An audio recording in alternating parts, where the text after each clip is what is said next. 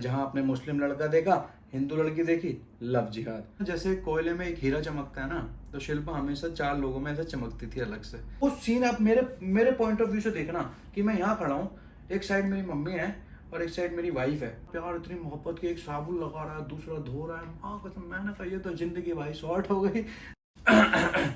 Hello guys, welcome to another vlog. इसको हम vlog नहीं बोलेंगे, फिर इसको हम कहेंगे दास्ताने मोहब्बत। तो ये व्लॉग मैं खड़े होके बना रहा हूँ। आप क्यों व्लॉग बोल रहे हो? दास्ताने मोहब्बत। सॉरी, तो ये दास्ताने मोहब्बत मैं अनकंफर्टेबल होके खड़े होके बना रहा हूँ ताकि आप कंफर्टेबल होके इसको देख सके। मैं यार मतलब ऑफिस में बैठ के व्लॉग देख रहे हो यार ऐसे मत मैं नहीं बना रहा। नहीं बनाएंगे आराम से देखो, बिल्कुल एकदम कहते हैं ना, एकदम तसल्ली से देखो। अगर ऑफिस में हो या कुछ काम कर रहे हो तो ये व्लॉग बंद कर देना, आराम से जब कंफर्टेबल हो तब देखना। तो यार बहुत सारे लोग पूछते हैं, सवाल पूछते हैं, हम जवाब नहीं दे पाते हैं। सबको एक ही चीज जाननी है कि शिल्पा साजिद की कैसे हुई, हमारी शादी कैसे हुई, कैसे पेरेंट्स को मनाया, क्या प्रॉब्लम्स थी, कैसे सॉल्व किया, और कितनी लंबी जर्नी थी, कितनी लंबी कहानी थी। तो हम कैसे मिले, क्या हुआ, कैसे हुआ, इस सबको करते हैं स्किप, सीधे आते हैं पॉइंट पे कि हमने शादी कैसे की। तो इस व्लॉग को दास्ताने मोहब्बत को हमने 6 पार्ट में डिवाइड किया है। Number 1, decision of marriage. मैंने साजिद से शादी करने का डिसीजन ले लिया था इन्हें जानने के तकरीबन 4 महीने बाद। आई थिंक मैंने शादी का डिसीजन लिया था शिल्पा से मिलने के तकरीबन मैं कहूँगा 1 महीने बाद। मेरे मन में आने लग गया था कि यार यही है एक परफेक्ट मटेरियल, जो मैरिज मटेरियल। देखो यार, मैं सच बोलूँगा, यहाँ कुछ भी झूठ नहीं है। और आई एम श्योर कि जो भी लोग शादी करना चाहते हैं तो अपने पार्टनर में कुछ खूबियाँ देखते हैं, कुछ देखते हैं, अपीयरेंस देखते हैं, कुछ क्वालिटीज़ देखते हैं। तो मैं अपनी सबसे पहली बात बताता हूँ, मैं हमेशा से ऐसा लड़का रहा था। मेरे को सबसे पहली मेरी जो रिक्वायरमेंट थी एक पार्टनर में, वो थी हाइट। अच्छा। हाँ, मेरी हाइट है 5 फुट 8 इंच और मैं अपने घर का सबसे लंबा लौंडा हूँ प्राउडली। मेरा भाई है, आप देखोगे सब छोटे छोटे हैं। पापा की हाइट भी 5'5" है, मम्मी की हाइट 5 फुट है। मैं अकेला बच्चा बना 5 फुट 8 इंच का। तो मैंने सोचा था कि भाई लंबी लड़की से शादी करूंगा ताकि बच्चे अपने से लंबे मांगता हूँ। ऑन द कॉन्ट्ररी मेरे घर में सब हैं 6 फुट। तो मैं कहूँगा ये अपनी फैमिली की सबसे शॉर्टेस्ट चाइल्ड है, आई थिंक। हाँ, 5'5" मतलब एवरेज हाइट है हमारी फैमिली में। तो मैं 5'6" हूँ। तो अब यहाँ कॉम्बिनेशन देखो, गंगा यमुना सरस्वती का कॉम्बिनेशन तो होता है, लेकिन एक कॉम्बिनेशन ये भी, एक घर का shortest child, tallest child. You are the shortest. क्या हो गया? अच्छा सॉरी अपने घर का सबसे शॉर्टेस्ट। कट नहीं लगाऊंगा। नहीं, अपने घर का सबसे शॉर्टेस्ट। गॉट। तो she was the shortest child of the house and I was the longest child of the house. Tallest bro. Longest या टॉलेस्ट एक ही बात है। तो गाइस, तो मेरा मन था कि भाई सबसे पहले तो लड़की लंबी हो। तो लंबी लड़कियां बहुत दिखी जीवन में, ठीक है, यहाँ सेटिस्फेक्शन नहीं मिली। तो मैंने कहा ठीक है यार, ये लंबी तो है, बहुत बढ़िया बात है, मैं जानता हूँ अच्छी है। फिर मेरा जो सेकंड पॉइंट था, वो लंबे वाला क्राइटेरिया इसने पूरा कर दिया। अच्छा। सेकंड क्राइटेरिया था कि सुंदर हो। तो अभी ये जितनी सुंदर दिखती है, ये गोरे गोरे मुखड़े पे, काला काला चश्मा, ये इतना ज्यादा अपीलिंग नहीं था उस टाइम पे। नहीं, वेरी फ्रैंक, नई कॉलेज में आई थी, आराम से चश्मे लगाती थी, गीत दिखती थी। अच्छा, ये बहुत पढ़ाकू थी। तो मैंने कहा यार, ये अब जो मेरे को एक एकदम कहते हैं ना, टोटा लड़की चाहिए थी, एकदम सुंदर चाहिए थी। तो यहाँ मुझे लगा थोड़ा सा मामला, अभी सुनना, जज मत करना फालतू में कि अपनी शक्ल देख और ये कर वो कर, ऐसा बहुत सारे लोग कमेंट करेंगे। पूरी कहानी सुन लो, एंड में मैं देखूंगा जजमेंट सारे के सारे। मैं अपनी बात बता रहा हूँ, कोई भी इंसान कुछ भी चाह सकता है। तो मेरे को चाहिए थी एकदम टोटा सी लड़की। तो यहाँ मुझे थोड़ा सा डाउट हुआ कि यार शायद वो वाला क्राइटेरिया नहीं पूरा हो पा रहा। तो मैंने कहा ठीक है। तो एक दिन हमने डिसाइड किया कि हम डिनर पे जाएंगे। तो डिनर पे जाने की बात हुई, तो मैडम आई, मैं गाड़ी में वेट कर रहा था। तो पता नहीं क्या हुआ, ये ऊपर वाले ने इसके दिमाग में डाला, क्या हुआ जो भी था, वॉट एवर इट वॉज, ये नीचे आई आराम से, गाड़ी में बैठी, और मैंने इसको देखा, मेरी आंखें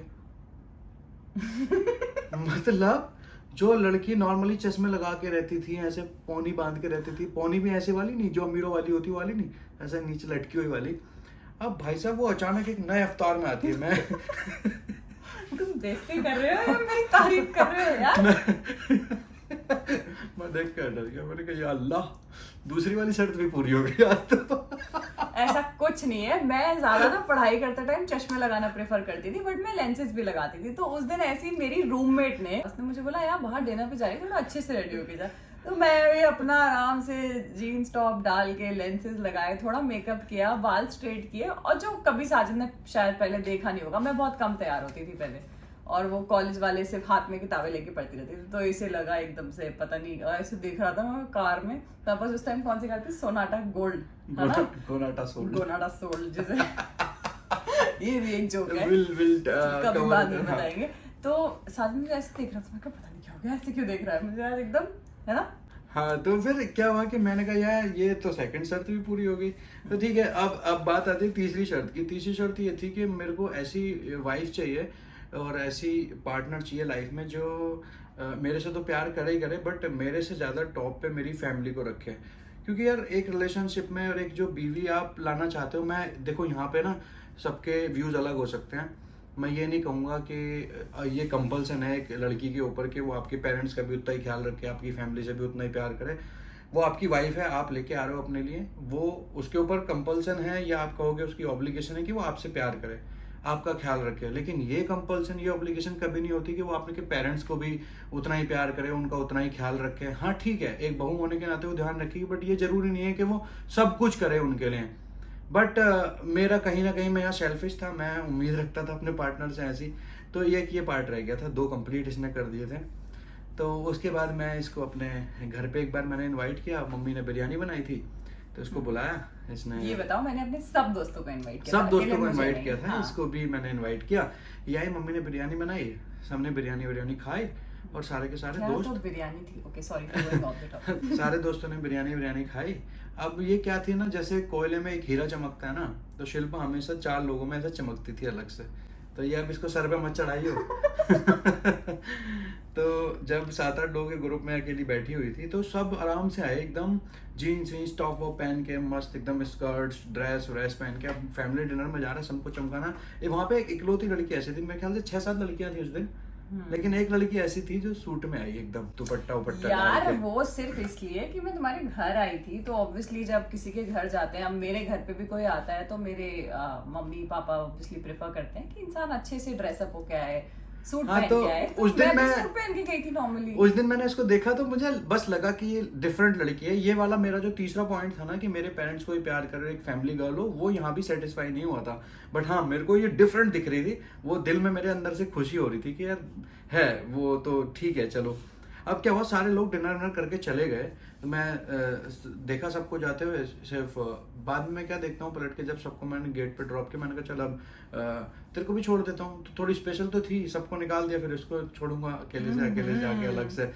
तो जब सबने बिरयानी खा ली, सब चले गए, मेरी आंख गई किचन में, मम्मी थोड़ा किचन क्लीन कर रही थी। हाँ। तो मैंने तब बोला आंटी मैं आपकी थोड़ी हेल्प कर दूं। बोली नहीं, but I could see she was very tired. तो मैंने बोला तो ये बेसिकली ये वो पार्ट है जो इसने देखा, लेकिन मैंने जो आगे देखा तो ये आई कुड सी कि शी वाज वेरी टायर्ड। तो मैंने सोचा कि यार हम सेम सोसाइटी में ही रहते थे, मैंने कहा मेरे को कहाँ जाना है, मैंने कहा मैं थोड़ी हेल्प कर देती हूँ। तो मैं उनकी बस किचन में हेल्प करने लगी कि मैं सफाई करवा के चली जाती हूँ, इतने लोगों को आपने खाना खिलाया यार, इतना तो मैं कर ही सकती हूँ। बहुत ही मतलब मैं हूँ इतनी फ्रेंडली और कि ठीक है चलो मैं करके चली जाती हूँ। हाँ, तो यहाँ पे क्या था कि इसने क्या किया, वो सारे बर्तन उनके साथ में, मैंने जो मेरी आंखों ने देखा, हर इंसान का एक परसेप्शन होता है कि क्या हो रहा है और क्या आप देख रहे हो। तो जो हो रहा था वो आपने अभी तक सुन लिया, लेकिन मैंने क्या देखा, मैंने वहाँ पे क्या देखा कि मेरी मम्मी ऐसे करके वहाँ पे बर्तनों को पानी से साफ कर रही है और शिल्पा ऐसे करके साबुन लगा के दे रही है। तो मेरे दिमाग में वो जो तीसरा पॉइंट था जो मैं सोचता था ना, वो अचानक से क्लिक हुआ। और एक फैंटेसी होती है ना, मेरे दिमाग में एक सीधे से चीज आई उस टाइम पे कि मैं आराम से दूल्हे वूल्हे के कपड़े में बैठा हूँ और ये आराम से बगल में दुल्हन के कपड़े में बैठी हुई है यार।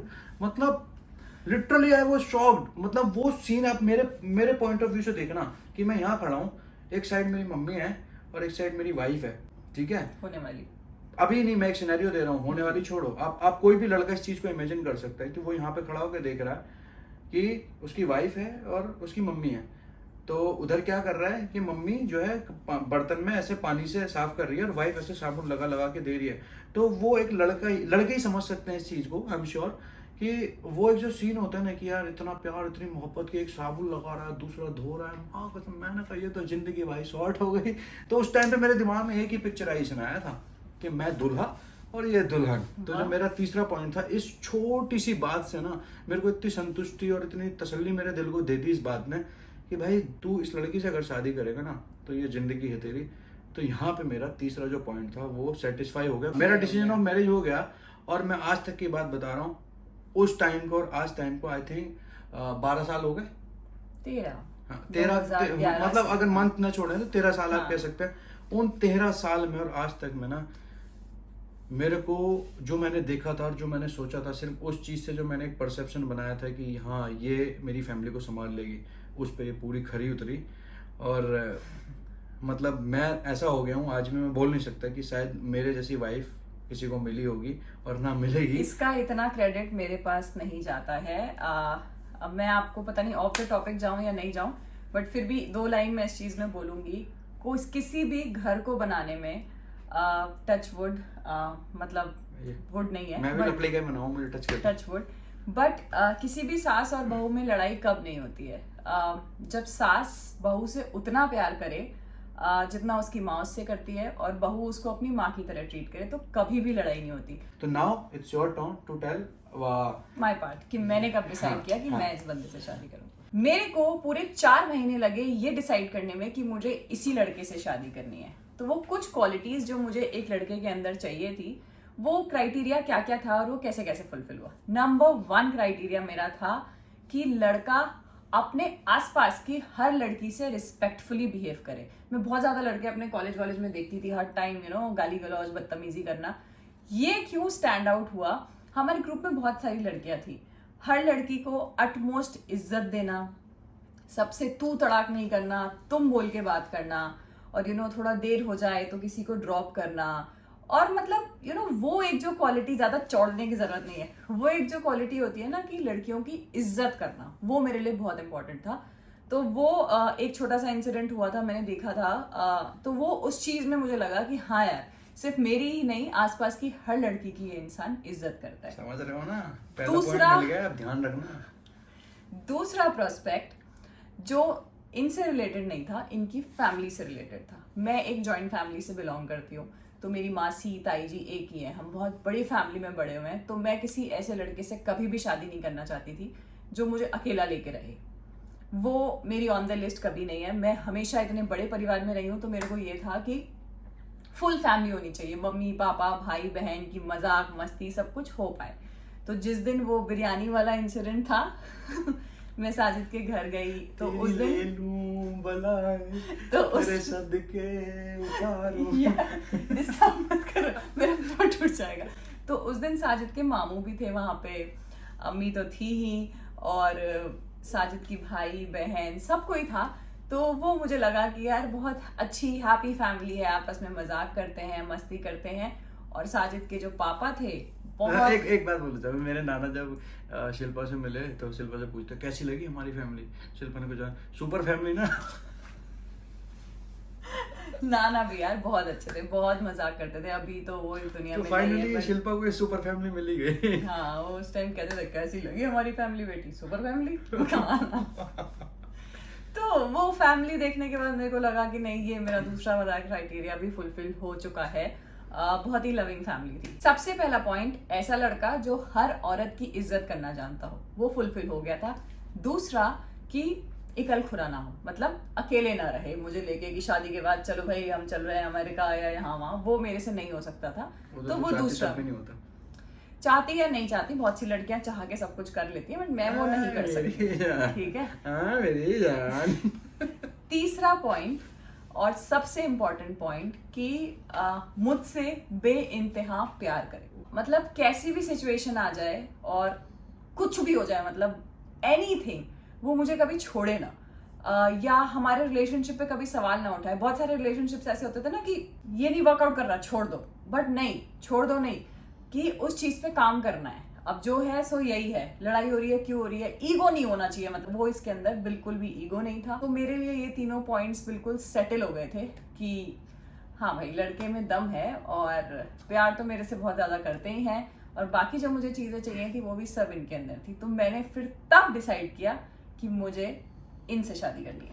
तो भाई ये पार्ट था कि हमने शादी करने का डिसीजन कैसे लिया। तो मैं सबको यही सलाह देना चाहूँगा, चाहे वो लड़का हो या लड़की हो, तो सबसे पहले तो जो आपका क्राइटेरिया है, जो आप एक पार्टनर के अंदर ढूंढते हो, वो आपको मिलना चाहिए। ये ड्रामा नहीं चाहिए होना कि भाई प्यार हो गया फिर सब एडजस्ट कर लिया। क्यों भाई, क्यों एडजस्ट कर लिया तुमने? तुमको किसने बोला था एडजस्ट करने के लिए? तुम पहले डिसाइड करो कि जो क्वालिटी तुमने डिसाइड की है ना, बचपन से हम बड़े होते हैं, इवॉल्व होते हैं चीज़ों को सुनते हुए, देखते हुए। It's a matter of life. आप एक पार्टनर के साथ लाइफ टाइम रहते हो, तो आपको पता होना चाहिए। जैसे आपको अपना करियर का पता है, जैसे आपको क्या खाना है इसका पता है, आपको एजुकेशन में क्या करना है आपको पता है, तो आपको किससे शादी करनी है ये भी आपको पता होना चाहिए। आपको एक क्राइटेरिया डिसाइड करना पड़ेगा, आपको कैसा पार्टनर चाहिए। उसके बाद you fall in love with someone who has the same quality, तो फिर आप डिसाइड करो भाई। You take next step. आप दुनिया से लड़ जाओ, जमाने से लड़ जाओ, है ना, क्या दिखा दो बॉडी अपनी। तो भाई लड़का लड़की सब डिसाइड करो आपको एक पार्टनर के अंदर क्या क्वालिटी चाहिए। तो शिल्पा को जो क्वालिटी चाहिए थी वो उसने साजिद में देखी, और साजिद को जो क्वालिटी चाहिए थी वो उसने शिल्पा में देखी। So number 2, convincing the families. जी बहुत जरूरी है फैमिली को कन्विंस करना। अब हमारा तो केस अलग था, हर किसी के लिए जो भी लव मैरिज करना चाहता है तो फैमिली को तो कन्विंस करना ही पड़ेगा।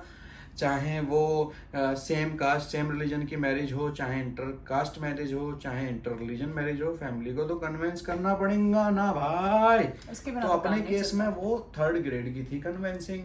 वो लव मैरिज एक तो होती है, फिर इंटरकास्ट होती है, फिर इंटर रिलीजन होती है। तो हमारे में 3rd ग्रेड की कन्विंसिंग लगी।